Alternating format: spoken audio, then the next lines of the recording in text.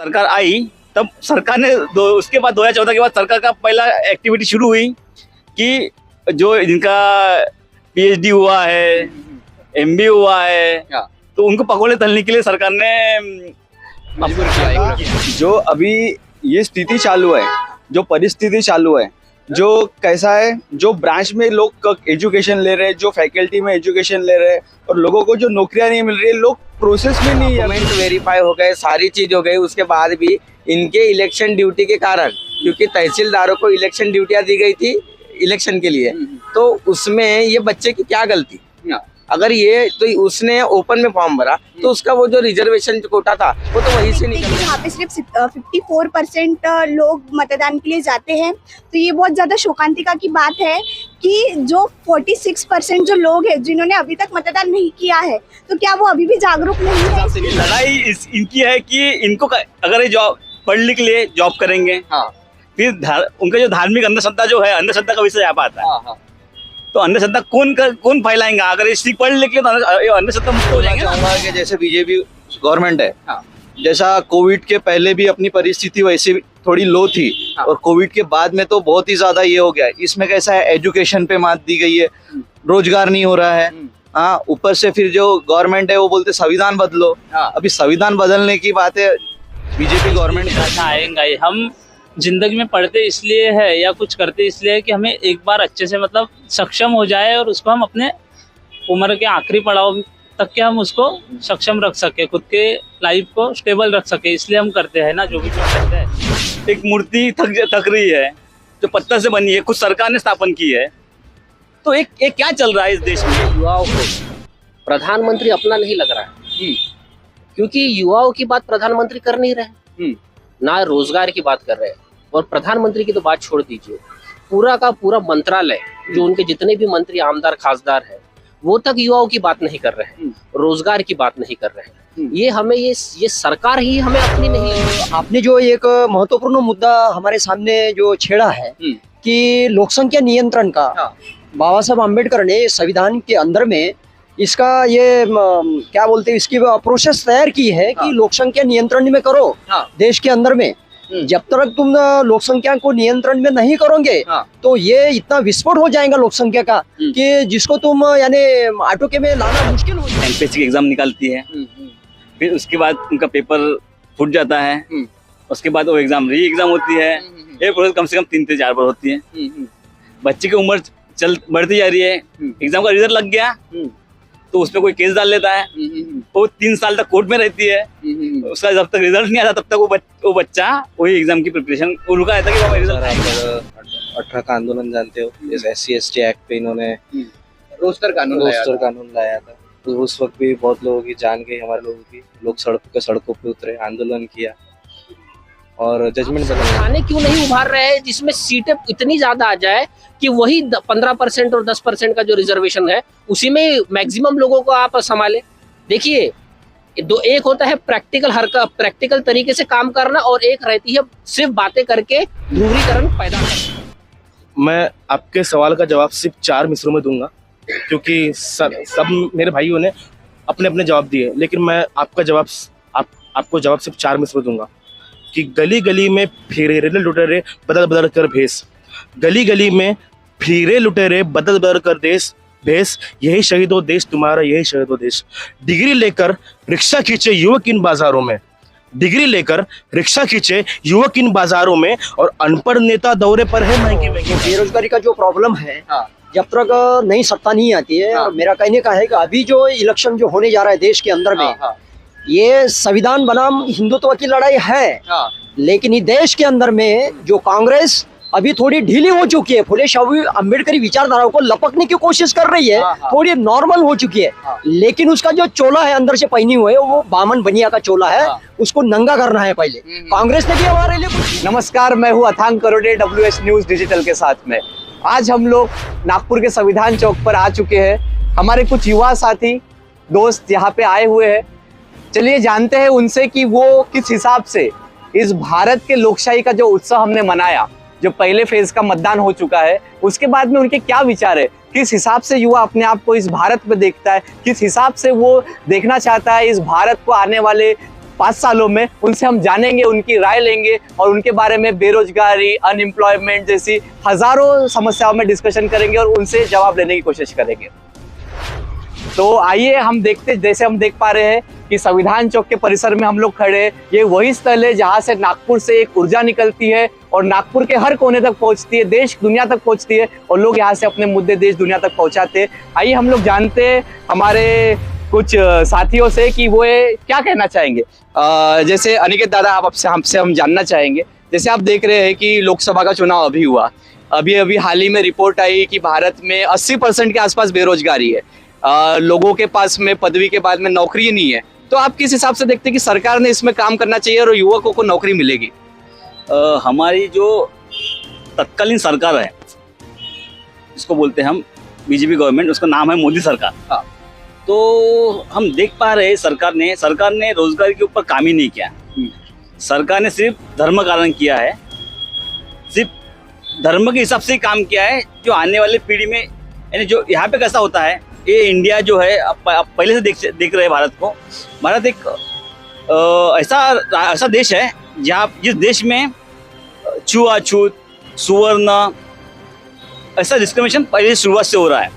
तो इस सरकार ने शुरुआत से जो एडवर्टाइजमेंट चली है मोदी सरकार की, अब की बार मोदी सरकार, अलग अलग टैगलाइन से, जब 2014 से अपन एडवर्टाइजमेंट देख रहे होंगे टीवी में, तो इतनी पेट्रोल सस्ता है, महंगा है, इस अलग टाइप से एडवर्टाइजमेंट की, इस हिसाब से वोट बटोरी। उसके हिसाब से उनकी सरकार आई। उस टाइम रोजगार के ऊपर बात हुई, 2 करोड़ के ऊपर रोजगार देंगे, ऐसी एडवर्टाइजमेंट चली है, ठीक है। उसके बाद जब सरकार आई, तब सरकार ने उसके बाद 2014 के बाद सरकार का पहला एक्टिविटी शुरू हुई कि जो जिनका PhD हुआ है, MBA हुआ है, तो उनको पकोड़े तलने के लिए सरकार ने मजबूर किया है, ठीक है। उसके बाद अपन 2014 के बाद आते 2019 के चुनाव में। 19 के चुनाव में सरकार ने सबसे ज्यादा जो भर दिया है वो दिया है धर्म कारण पे, हिंदुत्व पे, ठीक है। हिंदुत्व भर देने के बाद सरकार ने क्या किया है, हिंदू खतरे में, सरकार हिंदू की है। 80% ज्यादा लोग वहां बैठे। महाराष्ट्र का राजकारण लिया जाए तो महाराष्ट्र में सबसे ज्यादा अब देख जाए कि हिंदू राजकारण चलता है। मनसे, शिवसेना, अभी बीजेपी जो सिर्फ हिंदुत्व पर राजकारण कर रही है। हिंदू खतरे में है, हिंदू खतरे में, हिंदू खतरे में। तो आपको क्या लगता है कि जो हिंदुत्ववादी सरकार है ये रोजगार पनपने नहीं दे रही कि धर्म इसके रोजगार के बीच में आ रहा है? क्योंकि ऐसा तो नहीं है, 80% ओबीसी समाज भी यहाँ पे जो उनके हिंदू समाज से बिलोंग करता है। तो क्या ये धर्म या जॉब, ये किसकी लड़ाई है? हमें वो समझाइए आप कि किस हिसाब से लड़ाई इनकी है कि इनको अगर ये जॉब पढ़ लिख ले, जॉब करेंगे, फिर उनका जो धार्मिक अंधश्रद्धा जो है, अंधश्रद्धा का विषय यहाँ पे आता है। तो अंधश्रद्धा कौन फैलाएंगा? अगर ये पढ़ लिख ले तो अंधश्रद्धा मुक्त हो जाएंगे ना। राइट। तो इस सरकार को, हमारे युवा पीढ़ी को अंधश्रद्धा मुक्त नहीं होना है। वो पढ़ लिखने के बाद भी अंधश्रद्धा, अभी आप देखते होंगे कि राम लल्ला 5 साल के है, थक जाते हैं, 1.5 घंटे के लिए मंदिर बंद किया जाए, इस तरीके से न्यूज हम देख रहे हैं। हमारे टीवी न्यूज के मार्फत से हमको मतलब एक कैसा अंधविश्वास है। एक मूर्ति थक रही है जो पत्थर से बनी है, खुद सरकार ने स्थापन की है। तो एक क्या चल रहा है इस देश में? और इसको हमारे जो युवा है, जो हमारे पढ़े लिखे युवा, इसमें खुद डॉक्टर जाके वो मूर्ति को स्टेथोस्कोप से चेक कर रहे हैं। तो ये हमारे जो साइंटिफिकल डॉक्टर जो हमारे मरते हुए इंसान को बजाते हैं, वही है पत्थर को चेक करके बोल रहे हैं इसको बुखार है या इसको बीमारी हो गई है, थक गए है। ये क्या चल रहा है इस देश में? इनका कहना है कि जिस हिसाब से साइंटिफिक टेम्परामेंट की संविधान बात करता है वो बढ़ना चाहिए और सरकार ये बढ़ना नहीं देना चाहती, क्योंकि अगर ये बढ़ेगा तो लोग सवाल करने की मानसिकता डेवलप करेंगे। आपकी तरफ हम डबल आते हैं दादा, आपसे मैं पूछना चाहूंगा कि आप नौकरी करते हैं? Yes sir. अच्छा, नौकरी करते वक्त में आपने देखा होगा कि आपके कुछ साथी है जिन्होंने डिग्री हासिल की, उनको नौकरी नहीं मिल रही। तो आप क्या सोच रहे हैं कि उनको क्यों नहीं नौकरी मिल रही? क्या वो तो पढ़े लिखे तो अच्छे सही है, आपके साथ में उन्होंने डिग्री कंप्लीट की, तो वो क्यों नहीं नौकरी कर पा रहे? कैसा है दादा, जो अभी ये स्थिति चालू है, जो परिस्थिति चालू है, जो कैसा है, जो ब्रांच में लोग एजुकेशन ले रहे हैं, जो फैकल्टी में एजुकेशन ले रहे हैं और लोगों को जो नौकरियां नहीं मिल रही है, लोग प्रोसेस में नहीं है अभी उसमें। कैसा है, परिस्थिति ऐसी आ गई है कि रोजगार इतना बढ़ गया है और राजकारण में लोग घुस नहीं पा रहे हैं, लोगों का ब्रेन वॉश हो रहा है। हाँ। लोग ज्यादा से ज्यादा तरुण युवा पीढ़ी हाँ। ज्यादा से ज्यादा अपने एजुकेशन के ध्यान नहीं देते हुए वो ज्यादा से ज्यादा मंदिरों में इस चीजों में ज्यादा अपना ये कर रहे हैं। उन लोगों का ऐसा मैं बताना चाहूंगा कि कैसा है, यही मेरा बताना ये है कि उन लोगों ने ज्यादा से ज्यादा अपना एजुकेशन की तरफ, अपने रोजगार की तरफ, अपने खुद के डेवलपमेंट की तरफ ज्यादा ध्यान देना चाहिए, ना कि अपना मंदिर मस्जिद इससे दूर रहना चाहिए। तो जैसे इन्होंने कहा कि मंदिर मस्जिद से दूर रहना चाहिए, अपना डेवलपमेंट करना चाहिए, तो क्या आप इसमें ये नहीं मानते कि सरकार की जिम्मेदारी बनती है कि जो इतने रिक्त पद है, रेलवे में खाली है, रेलवे को उन्होंने आधा प्राइवेट कर दिया, बैंकों में पद खाली है, तो क्या आपको लगता नहीं कि जैसे उन्होंने कहा कि खुद का भी डेवलपमेंट करना चाहिए, तो आपको नहीं लगता कि कहीं ना कहीं सरकार की भी जिम्मेदारी है कि उन्होंने रोजगार पैदा करना चाहिए? ये सभी तो सबसे पहली बात तो ये सरकार की नैतिक जिम्मेदारी है कि इस देश के युवाओं को, इस देश के सभी जो लोग हैं उनको इस देश में बराबर रहने का संवैधानिक अधिकार देने का। और अपन आज देख रहे हैं कि आज मैं अपना खुद का ही अनुभव बताता हूँ कि अभी पुलिस भर्ती जो शुरू हुई थी, तो पुलिस भर्ती में हमारे लड़कों ने फॉर्म भरा था। अभी एक हमारा बंदा था बेचारा एसटी कास्ट से बिलोंग करता था, एससी से। अभी उसके डॉक्यूमेंट वेरीफाई हो गए, सारी चीज हो गई, उसके बाद भी इनके इलेक्शन ड्यूटी के कारण, क्योंकि तहसीलदारों को इलेक्शन ड्यूटियां दी गई थी इलेक्शन के लिए, तो उसमें ये बच्चे की क्या गलती? अगर ये तो उसने ओपन में फॉर्म भरा तो उसका वो जो रिजर्वेशन कोटा था वो तो वहीं से निकल गया ना। तो ऐसे महाराष्ट्र में कितने बच्चे होंगे जिनका इलेक्शन ड्यूटी के कारण जो इस अपने ये पुलिस भर्ती से वंचित रह गए।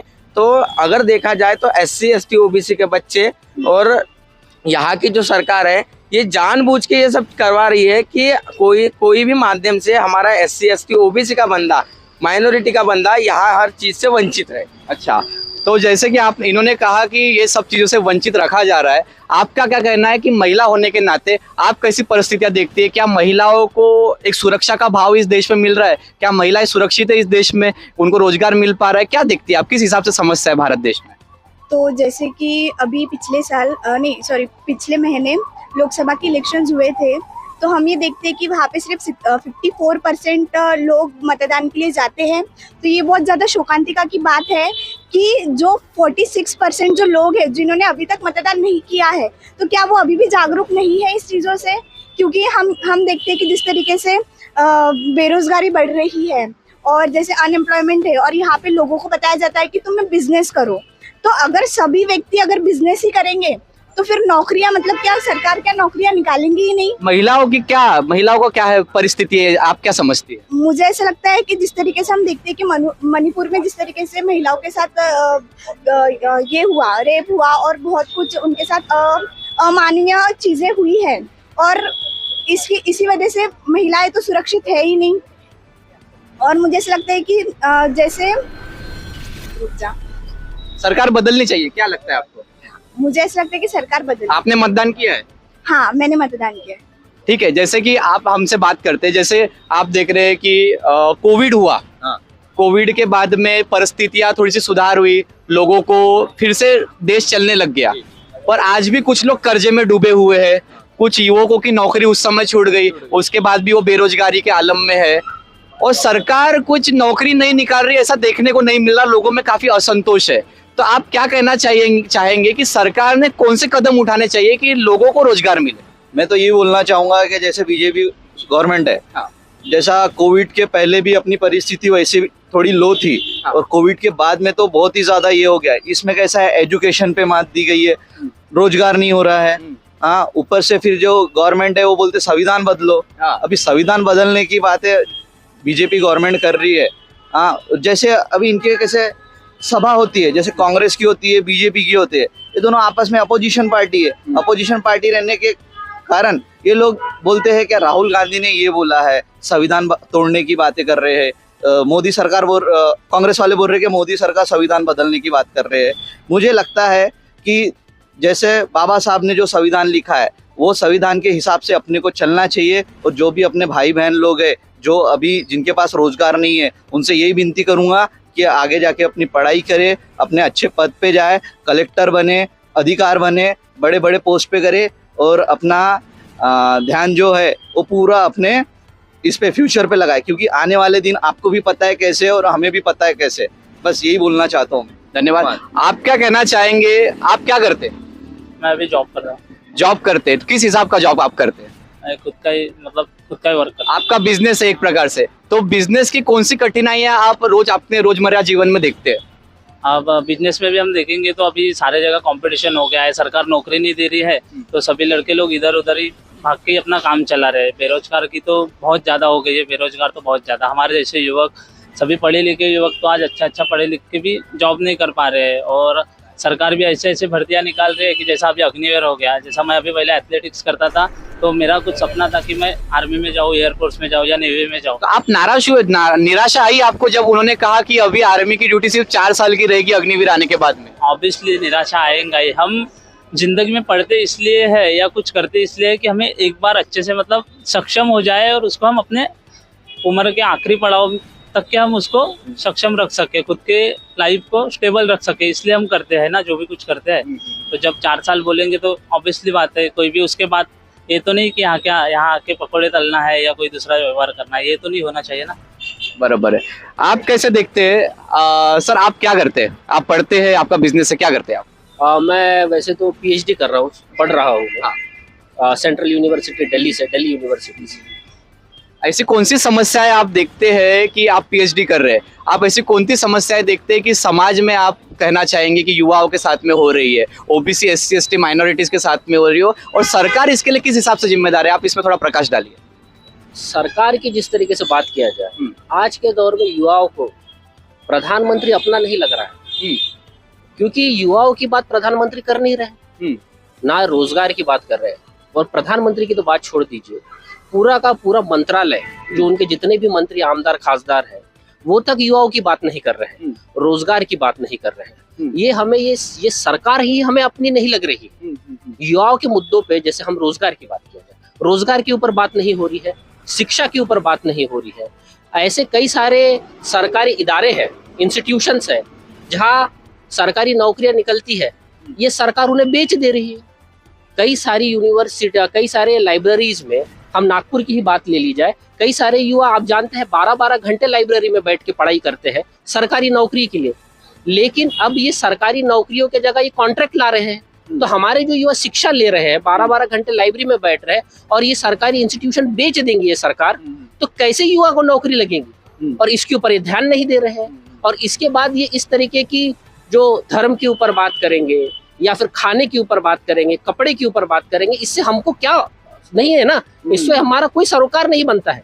आप क्यों ये बात नहीं कर रहे हैं? भाई, एक युवा की एक उम्र है, उस उम्र तक अगर उसको नौकरी ना लगे तो कल उसकी शादी नहीं होगी, अपने माँ बाप को नहीं पाल पाएगा, वो ना ही अपना घर चला पाएगा। वो युवा पूर्ण रूप से एक निष्क्रिय व्यक्ति बन जाएगा, और इस वजह से समाज में कहीं नहीं तो कहीं एक तरीके से अपराध बढ़ेगा,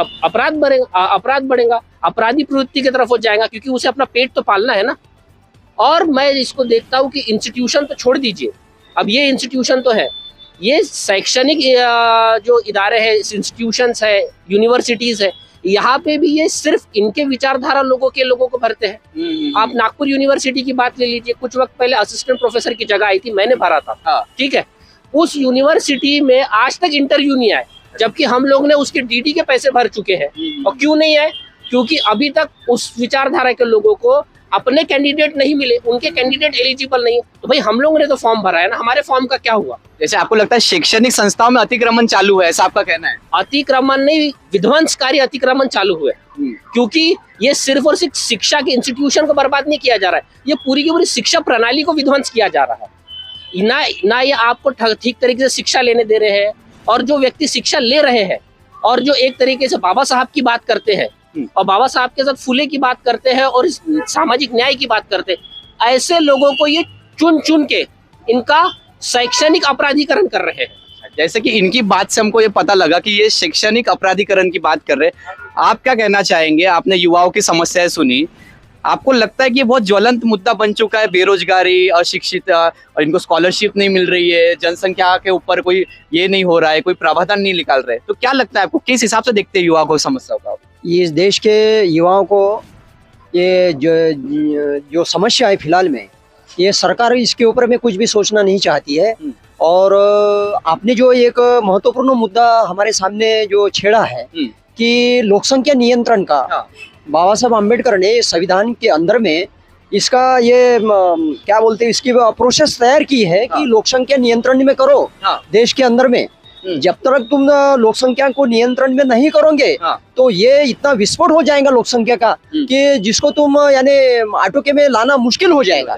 कि जब तक तुम लोक संख्या का नियंत्रण जरूर करना चाहिए। मैं देखता हूँ कि 1947 में भारत देश में लोक संख्या 35 करोड़ थी, आज 140 करोड़ है देश की जनता। लेकिन सरकार जो मूक बधिर जो बनी हुई है, इतनी मूक बधिर बनी हुई है कि ये टाइम में इसको कोई भी हालत में इस देश से विदा करना है, उसको बिल्कुल विदा करना है। ये सरकार को बिल्कुल कुछ नहीं सोच रही देश के बारे में, ये हमारी खंत है।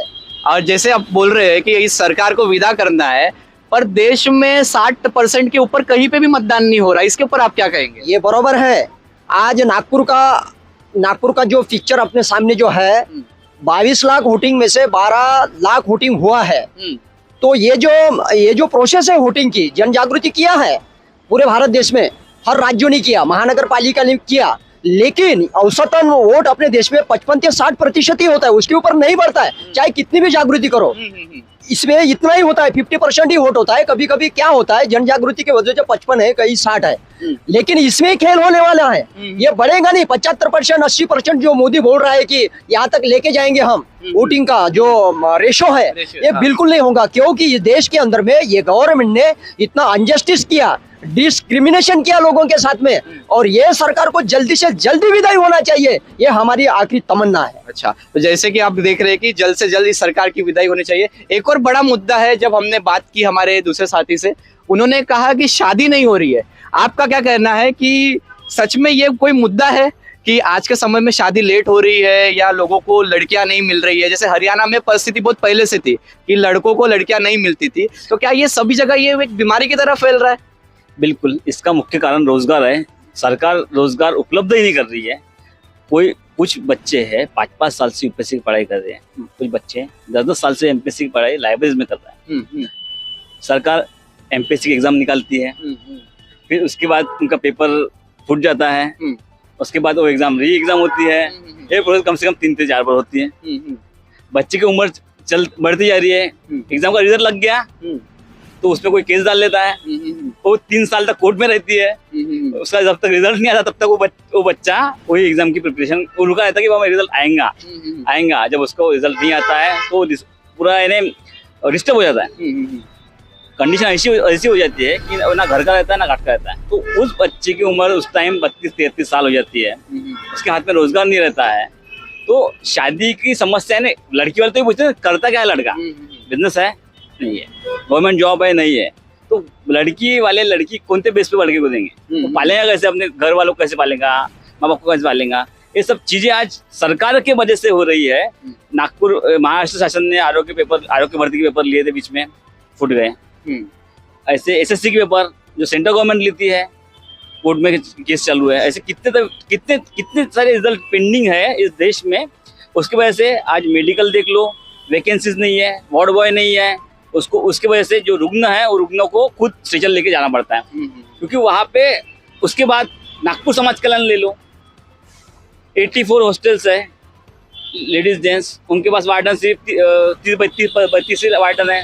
एक वार्डन को कम से कम 4 से 5 हॉस्टल की जवाबदारी रहती, तो हॉस्टल की जवाबदारी संभालेंगे स्वीकारेंगे कैसा, क्योंकि उन्होंने पद भर्ती लिए ही नहीं। इसमें क्या होता है ना, बच्चों की तरफ ध्यान दे पाता है वार्डन, क्योंकि उसका 2-3 दिन हॉस्टल की जवाबदारी रहती है। ये समस्या इस देश में है क्योंकि वो पद भर्ती ले ही नहीं रहे हैं। उनको सब ये जो चीज है, जो प्रोसेस है, आरक्षण खत्म करने का एक प्लानिंग हो रहा है, क्योंकि उनको सब प्राइवेटाइज करना है। प्राइवेट हो गया तो आरक्षण का संबंध ही इसमें आता नहीं है।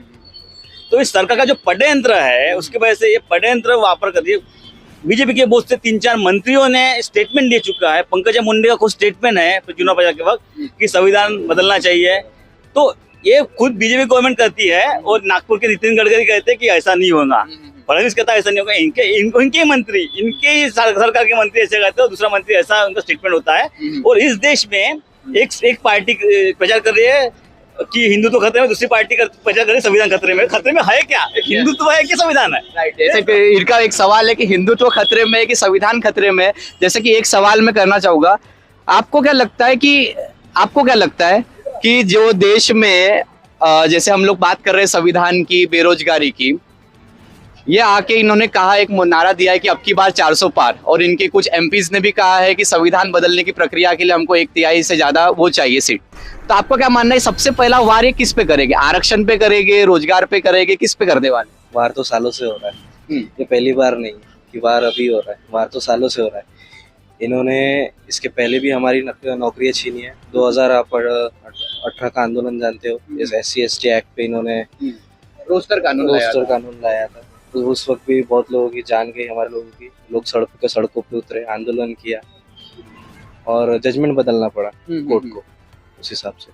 तो ये इनका मेन मुद्दा है कि SC ST को यहाँ से उनके अधिकारों से वंचित रखा जाए, और इनको जो स्लेवरी है, पहले जैसी स्लेवरी थी 1947 से पहले जैसे हमारा भारत था, इनको वैसे भारत आज चाहिए। जैसे कि देखते हैं, उन्होंने कहा अमित शाह ने एक भाषण में कि जो 5% मुस्लिमों का आरक्षण है वो SC ST OBC को दिया जाएगा। तो ये तो फायदे वाली बात होगी कि वो कह रहे हैं कि मुस्लिमों का 5% आरक्षण निकाल के हम लोग SC ST OBC को दे देंगे। आपके क्या विचार है? मुस्लिमों का आरक्षण मतलब ऐसा नहीं, माइनॉरिटीज में आते हैं, तो मेरा ऐसे विचार नहीं है कि 5% उनका इधर ला दिया जाए, तो ऐसा कोई प्रावधान है नहीं। पहली बात, ये सब जुमलेबाजी है अमित शाह की।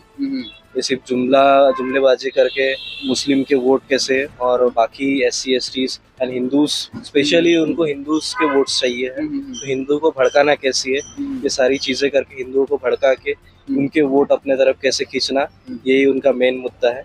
इसके अलावा उनका और कोई मुद्दा नहीं है। एक युवा के नाते आप क्या कहना चाहेंगे कि सरकार, जो प्रशासन होता है जिसमें अधिकारी होते हैं और उनके ऊपर राज करते वाले कैबिनेट मिनिस्टर्स होते हैं, मंत्री होते हैं, आमदार होते हैं, तो आप क्या, किस हिसाब से व्यवस्था में परिवर्तन होना चाहिए कि दोनों प्रभावी ढंग से काम करें?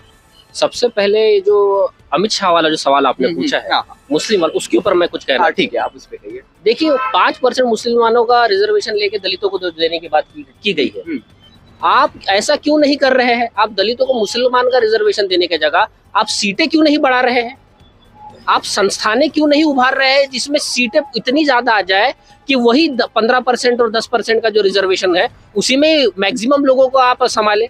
देखिए, एक होता है प्रैक्टिकल तरीके से काम करना, और एक रहती है सिर्फ बातें करके ध्रुवीकरण पैदा करना, विभाजन पैदा करना। अमित शाह की यहाँ बात विभाजन पैदा करने वाली है। अगर वो सही में इम्प्लीमेंटेशन करने का अगर होता तो वो सीटें बढ़ाने की बात करता। अब आपका दूसरा जो सवाल है कि ब्यूरोक्रेसी में और जो एक तरह के लेजिस्लेचर है, इन दोनों के बीच में समन्वय किस तरीके से करें। देखिए, ये समन्वय के लिए इंडिपेंडेंट ऑटोनॉमी उस इंस्टीट्यूशन को देना जरूरी है। आज जिस तरीके से ब्यूरोक्रेसी में काम करने वाले, मुखर आवाज रखने वाले जो लोग हैं, उनको मिनिस्ट्री द्वारा या फिर उनके छोटे मोटे संगठनों द्वारा, अलग अलग तरीके से जो संगठन है राजनीतिक दबाव करके उनको उस अहदे से हटाया जा रहा है, अगर वो सरकार की बात नहीं मान रहे। ठीक है, जैसे हम पिछले इलेक्शन में हम लवासा की बात, अशोक लवासा की बात करें, चीफ इलेक्शन कमिश्नर की, उनको क्यों हटाया गया? क्योंकि उन्होंने क्वेश्चन और रिमार्क दिया था कि प्रधानमंत्री जो बात कर रहे हैं 2019 के इलेक्शन में वो गलत करें। वो एक एग्जाम्पल था जिसका आज के तौर पर एक व्यापक रूप में हमको नजर आ रहा है। इसलिए सारे के सारे इंस्टीट्यूशन कॉम्प्रोमाइज मोड में हमको नजर आ रहे हैं, क्योंकि रोजगार जो है, जो एक तरीके से रोजगार है, वो हर व्यक्ति को लगा हुआ है। आप कलेक्टर भी अगर आप उसकी नौकरी छीन लेंगे या फिर अगर आप उसको आर्थिक रूप में कमजोर कर देंगे, तो वो सबसे बड़ा टेंशन उसको पेट में नहीं दिमाग पे देता है, क्योंकि उसको परिवार चलाना है। तो ये सारी चीजों को जानते हैं। और अगर कोई मिनिस्टर है, कुछ है, अगर वो उनके अगेंस्ट बात करता है, तो ईडी है उनके पास, इनकम टैक्स है, जो केस उनके ऊपर नहीं है। जैसे आप झारखंड के मुख्यमंत्री सोरेन साहब को ले लें, आप देख रहे केस नहीं रहते हुए भी बनाया गया। दिल्ली के अरविंद केजरीवाल को ले लीजिए, केस नहीं रहते हुए भी बनाया गया और उनको जेल में डाला गया।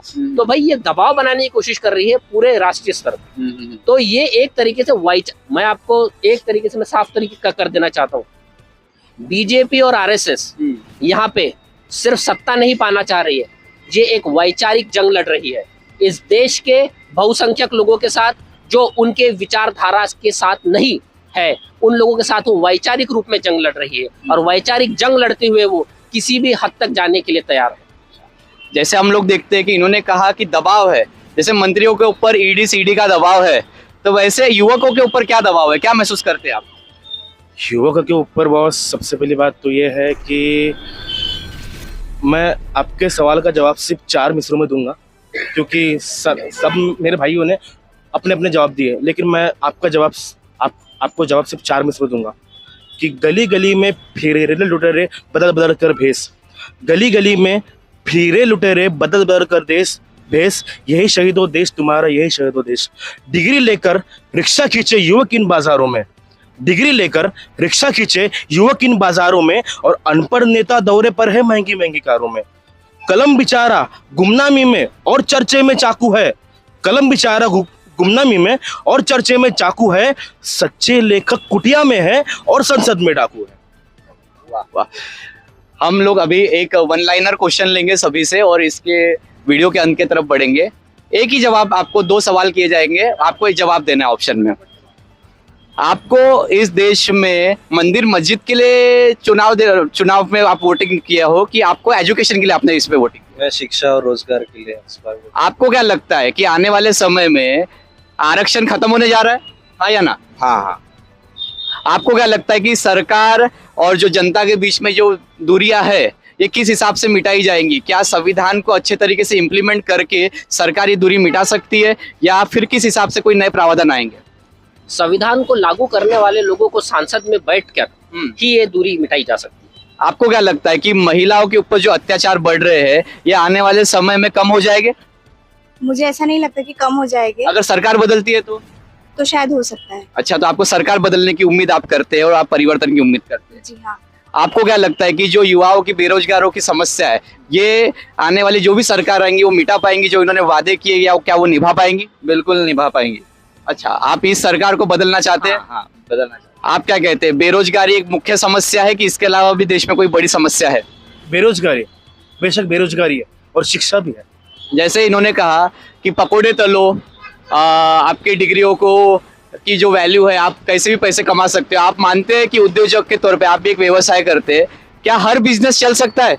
नहीं। अगर हर बिजनेस नहीं चल सकता तो सरकार ने उनको आर्थिक मदद करनी चाहिए या नहीं करनी चाहिए? करनी चाहिए। आपका क्या मत है कि आप ये परिवर्तनवादी की सरकार के लिए आपने मतदान किया है कि आपने फिर से पुरानी सरकार के लिए मतदान किया? नहीं, परिवर्तन के लिए। आपका क्या कहना है कि देश में जो परिस्थितियां है, जिस हिसाब से संस्थाओं का हाथ में उनका कब्जा ले लिया गया है, आने वाले समय में अगर सरकार बदलती है तो क्या ये देश एक प्रभावी ढंग से काम करेगा? मैं थोड़ा आंसर लंबा लेना चाहूँगा, क्योंकि सरकार आएंगी तो कौन दी आएंगी। इस देश में एक 3 बात शुरू है। एक अम्बेडकरवाद की विचारधारा अलग है, एक गांधीवाद की विचारधारा अलग है, और अभी तीसरी विचारधारा है जो अभी सरकार में है। ठीक है, गोलवर्कर की विचारधारा अलग है। ठीक है, तो हम ये तीनों विचारधारा को लेके चलते हैं। तो हमने देखा कि इसके पहले हमने 70 साल गांधी विचारधारा को देखा, तभी जातिवाद था, तभी बेरोजगारी थी, तभी हमारे देश में खालिस्तान का समान हत्याकांड हुए हैं। एक गांधीवादी सरकार में हुए, इसके बाद उसके और ऊपर आए गोलवर्कर की सरकार आई, आरएसएस की सरकार आई। तो इस सरकार में क्या हुआ है, इस सरकार में जातिवाद और ज्यादा प्रमाण में बढ़ा है, हिंदू मुस्लिम दंगे ज्यादा प्रमाण में बढ़े हैं। तो ये सरकार जाने के बाद ये सरकार जो आती है कांग्रेस की, तो भी मेरे ख्याल से परिवर्तन नहीं होगा। परिवर्तन नहीं होगा। मुझे लगता है कि ये इस देश में सरकार ऐसी आनी चाहिए जो विचारधारा की सरकार है, जो साइंटिफिकली विचार करे, जो अम्बेडकरिज्म में चले, जो संविधान को लेके चले। संविधान किस तरीके से, बाबा साहब ने कहा था कि मेरा लिखा हुआ संविधान कितना भी अच्छा क्यों ना हो, अगर इसको चलाने वाले गलत रहे तो ये संविधान गलत ही साबित होगा। बिल्कुल बिल्कुल सही कहा आपने। आप इनकी बात से सहमत है? बिल्कुल सहमत हूँ। आपका क्या विचार है कि सरकार बदलने जा रही है, परिवर्तन होने जा रहा है? परिवर्तन होना चाहिए और हमें भी परिवर्तन देखना है, क्योंकि बेरोजगारी बढ़ गई है, महंगाई बढ़ गई है। आज लोगों के घर में बहुत बेरोजगारी, यानी ज्यादा से ज्यादा महंगाई लोग झेल नहीं पा रहे हैं। मेरा भी यही कहना है कि परिवर्तन होना चाहिए। आपका क्या कहना है? आप युवकों को क्या संदेश देंगे और क्या आपका कहना है कि इस आपके डिस्कशन के ऊपर? डिस्कशन के ऊपर में युवक लोगों को जो बेरोजगारी का जो प्रॉब्लम है, जब तक नई सत्ता नहीं आती है, और मेरा कहने का है कि अभी जो इलेक्शन जो होने जा रहा है देश के अंदर में, ये संविधान बनाम हिंदुत्व की लड़ाई है। लेकिन इस देश के अंदर में जो कांग्रेस अभी थोड़ी ढीली हो चुकी है, फुले शाहू अम्बेडकरी विचारधाराओं को लपकने की कोशिश कर रही है, थोड़ी नॉर्मल हो चुकी है। लेकिन उसका जो चोला है अंदर से पहनी हुई है वो बामन बनिया का चोला है, उसको नंगा करना है पहले। कांग्रेस ने भी हमारे लिए कुछ भी नहीं किया, ना भाजपा ने किया। आज जो बेरोजगारी जो बढ़ी है इसके करने का ये जो फल है कांग्रेस और भाजपा का। इस देश के अंदर में परिवर्तन होने के लिए बाबा साहब अम्बेडकर ने जो संविधान की लाइन दी थी, संविधान को उद्ध्वस्त करने के लिए लोग तैयार है, ऐसी भावना पैदा की इन्होंने। 70 साल के अंदर में एक्सप्लॉयटेशन होने वाला है, दुखद घटना होने वाली है। बाबा साहब ने बोला था अगर तुम्हारी समस्या सामाजिक और आर्थिक और राजकीय समस्या अगर नहीं छोड़ते तो संविधान को जला के मैं राख कर दूंगा। ये बाबा साहब का संदेश है। इसलिए बाबा साहब के बारे में ये संदेश नकारते हुए मैं कह रहा हूँ कि संयम कर धीरे धीरे राज्य सारे खोलेगा, पूरे जोर से चिट्टू होंगे तो सन्नाटा भी बोलेगा।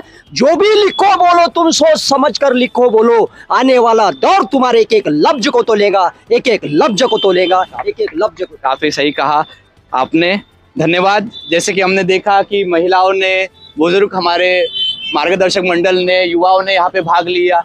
काफी अच्छे तरीके से इन्होंने मार्मिक ढंग से बताया कि इस देश में कौन सी समस्या है, वो किस हिसाब से उससे जूझ रहे। सरकार प्रशासन से काफी उम्मीद लगाए, हमारे युवा है, ये भारत के ही रहवासी है जो अपने मत आप सबके सामने रखते हैं। तो इनके लिए सरकार ने सोचना चाहिए। परिवर्तनवाद की बात करते हैं, ये आम्बेडकरवाद की बात करते हैं, ये मानवतावाद की बात करते हैं। ऐसे युवकों को, ऐसे जागरूक युवकों को WH न्यूज़ की तरफ से हम सलाम करते हैं और आने वाले समय में भी ऐसे ही रोचक और इन्फॉर्मेटिव इन्फॉर्मेशन आपके सामने लाते रहेंगे। आप बने रहिए WH न्यूज़ डिजिटल के साथ में। धन्यवाद।